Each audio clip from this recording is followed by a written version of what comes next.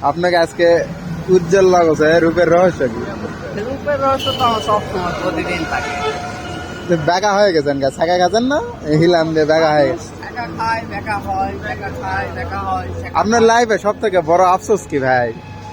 আমার আফসোস কিছুই না, আমি সবকিছু পেয়েছি। আফসোস নাই? না, এক- আল্লাহ তাআলা কোনো যেভাবে আফসোস রেখেছে নাই? আমাকে, আলহামদুলিল্লাহ আমার কোনো জীবনে বিয়ান হোক যে টুপ দে ঘুরাওছে এখানে আফসোস।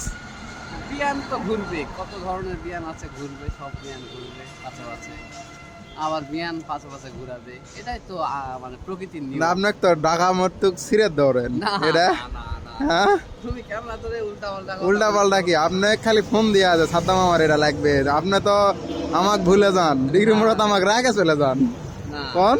আমি তো এখানে তো আমার বিয়ানই নেই, হ্যাঁ কথা উল্টা পাল্টা এরপরে যেদিন সামনাসামনি কট দেবো সেদিন বুঝতে পারবেন।